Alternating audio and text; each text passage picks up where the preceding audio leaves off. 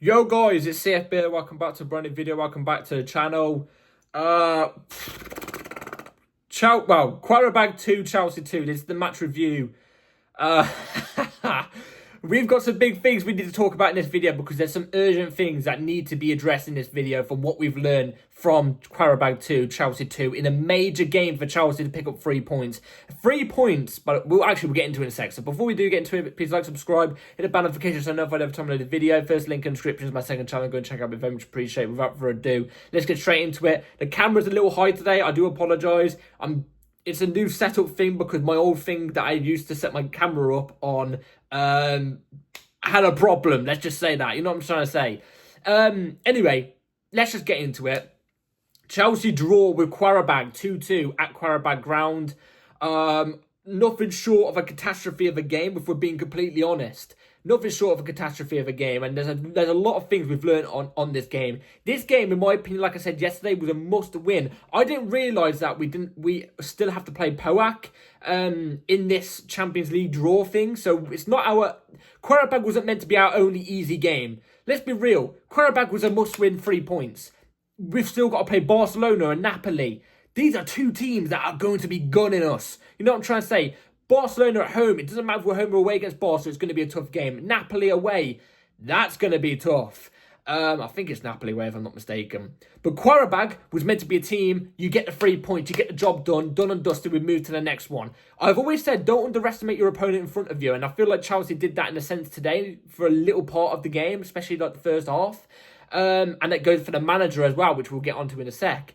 But the 3 points today, if we got it in the Champions League table, would have meant that we would have qualified for the next round of the Champions League stage. You know what I'm trying to say? The round of 16. So today was a must-win. Now we've got to play 3 big games. One of them against Barcelona, a team that are better than us. One of them against Napoli, who have top players, difference makers, experienced players in this competition. And POAC, which, again, you expect 3 points in. But, again, don't underestimate your opponents. Anyway, let's start this game. Let's start off with the game. So, the lineup we went with was Robert Sanchez in goal. We all knew this was going to happen. We went with a back four of Cucurella as the left back inverted into midfield. Reece James right back as a right centre-back. Tosin Adarabioyo, Jaro Hato as the 2 centre-backs. Let's just say this right here, right now. I'm just going to cut it straight to the point, all right? Tosin Adarabioyo and Jaro Hato cannot play in the same defence ever again. I'm not going to ever choose them in the same defence. We'll get into it more towards the back end of the video. We went with Lavia and Andre Santos in a double pivot. I think it was Lavia, Andre Santos in a double pivot. Lavia Santos double pivot it was, because it was João Pedro in the 10, Gittins off the left, off the right it was Esteval, up front we went with Tyreek George, which again we're going to get onto it in a second, obviously. Now let's start off with the first half. So in the first half, there was 3 goals scored in the first half. Obviously, the first one coming from us, which was from Esteval, which was a really good goal. Andre Santos has the ball just outside the box, plays the pass really quickly and really direct to Esteval on the far right-hand side. Esteval, say far right-hand side, it was in the box. Esteval receives the ball, cuts inside, puts it in the bottom left-hand corner. Really good finish. Chelsea go 1-0 up. And you feel like from this moment in time, maybe Chelsea might plain sail it. Chelsea might go on and go and score like 2, 3, 4 more. You know what I'm trying to say? You'd expect that. That's not what happened. Not long later, we had a catastrophe from Jaro Hato. Loses the ball when it's coming onto the control. He loses the ball to somebody. I've got the name up right here. His name was Andre, I think it was, or Andre, I don't know.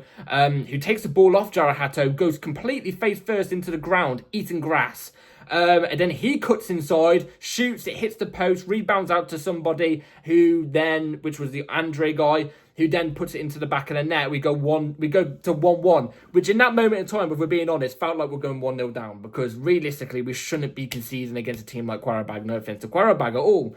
And then not long later, Jaro Hato has another stinker because he makes a mistake in the lead up to the penalty.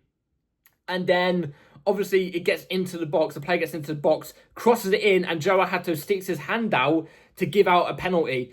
Qarabag get a penalty, and Javanik, I think his name is, Janovic, I don't know, scores the penalty to make it 2-1 to Qarabag. We go into the second half being 2-1 down. We're going into the second half being 2-1 down against Qarabag. Really? You're in your 4th game of the Champions League. What are you playing at? Second half, obviously, we did manage to get the equaliser, make it 2-2. Early on to this in the second half, it was from Garnacho, who had the ball on the far left-hand side. After trying to play a terrible pass through, I think it was to...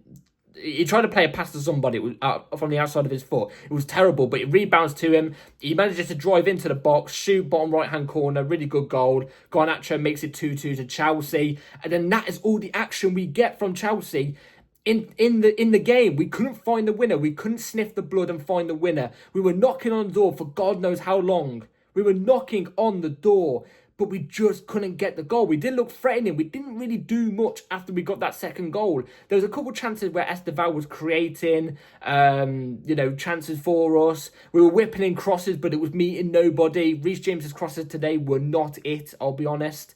We just couldn't find it. First half was a catastrophe defensively. Defensively, that first half, what were we playing at? Because, in my opinion, and it's not just going off the first half, I'm going off the whole game, I think Qarabag looked like the better side today.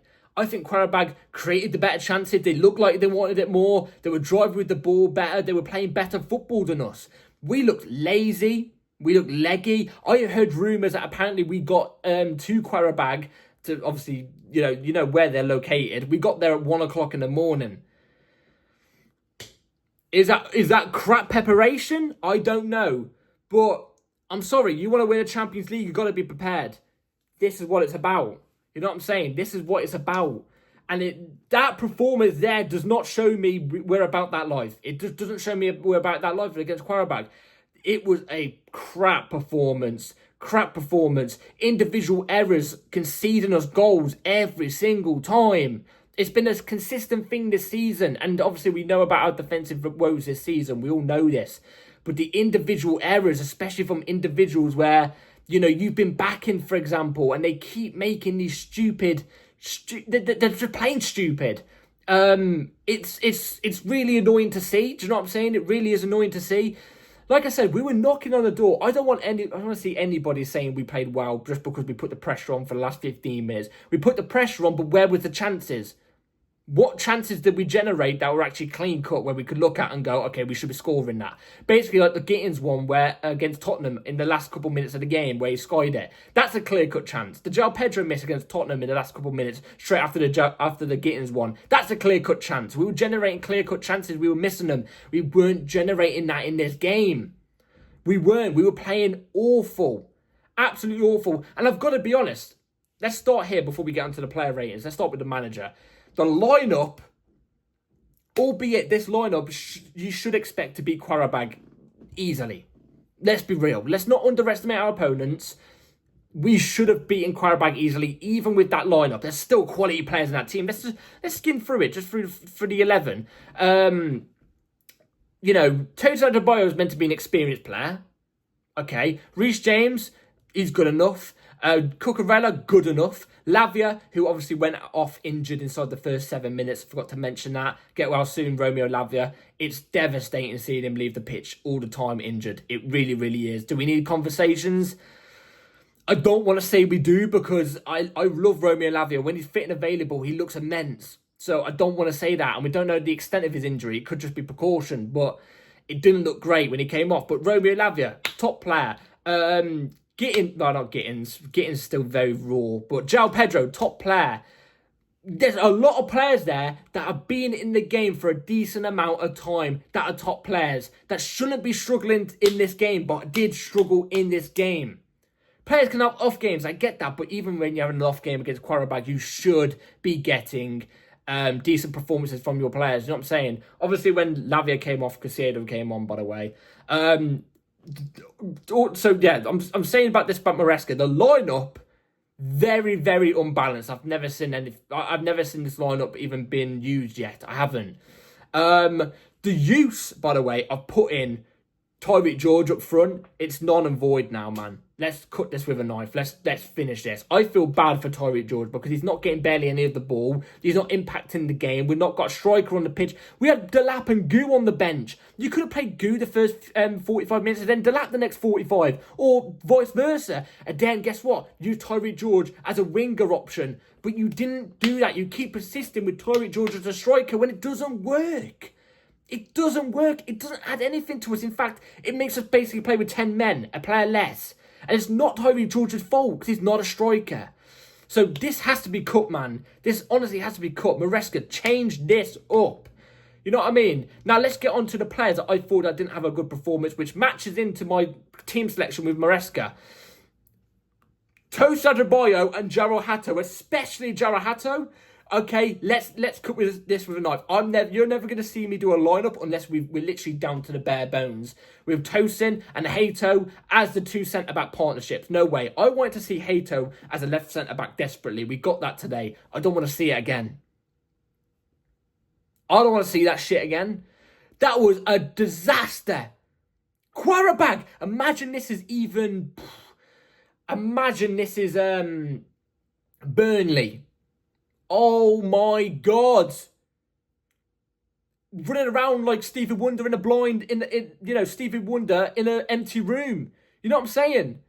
Like, it was a catastrophe of a game from Jarrell Hatto. I'm talking, to be fair, he got better in the second half a little bit. He still had moments of there where misplaced passes were happening, getting bullied off the ball so easily, lapses of concentration. Honestly, this performance from Jarrell Hatto is got to be up there with Bakayoko versus Watford first 25 minutes, or Lukaku versus Crystal Palace away as well.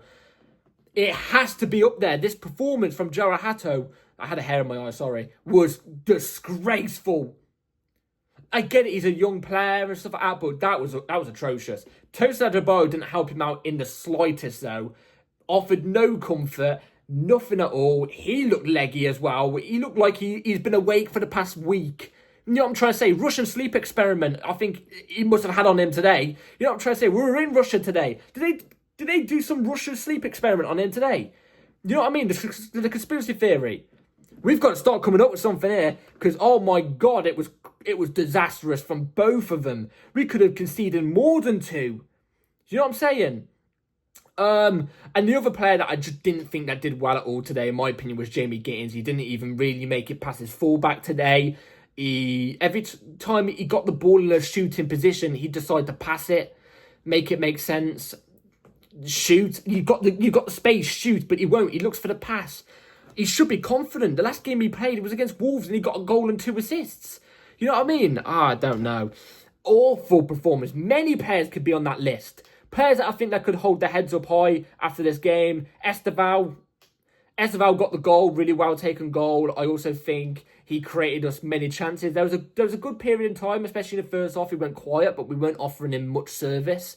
But especially late on into that second half, he was the driving force and the one that would relentlessly drive at his fullback, take on the player and look for the man in the box, and nobody would be in the box. You know what I'm saying? So Esteval, I'd probably say, was one of our better players yet again. Caicedo came on the pitch and did what Caicedo does best. You know what I'm trying to say? And then, I mean, I liked Andre Santos' performance personally. I thought it was very harsh why Maresca took Andre Santos off at half time and you kept Jarrell Hatto and bloody Tosa Adebayo on at half time. Blows my mind. I thought Andre Santos actually had a really good game. He got an assist. He was sweeping the pitch alongside Caicedo really well. Every time he was going forward, he was picking out the right passes. I don't know why he got taken off. Bad decision from the manager. Bad performance by players. Some shocking performances that are up there in Hall of Fame disaster classes, in my opinion, from our team today. We got to see a little sneak peek from Liam Delap. He looked decent today when he did play. We didn't really offer him much good service, but, he looked decent when he came on. Apart from that, today was disastrous. We lost out on 3 vital points, in my opinion, and now we've got to go and bag them against either Napoli or Barcelona, because, like I said, these 3 points, if we got a win today, we would have been in the qualifying zone for the Champions League. We wouldn't even have to worry if we lost our next 3. Do you know what I'm saying? So now we've got to do it majority against the hard teams. Powak are more of a potent team, in my opinion, than Qarabag. I've heard more about Powak throughout my whole lifetime than I have Qarabag. You know what I'm saying? So whatever way you want to look at it, it's a disaster from Chelsea Football Club. A draw is not good enough. And the way we played today, very leggy, very passenger-ish. And Qarabag played decent football. And if we're being completely honest, they look like the better team than us. That's just the way it is. So, crap game from Chelsea. Again, it just proves my point each time. We play well against the Tottenhams, the Liverpools and stuff. The teams that actually like to come at us in those type of big games. We play well in those games. I can't judge us on those games. I need to judge us after we get a result in those games. The games after against the teams that won't play in our favour. Can we dominate these type of games? These type of games? No, we can't.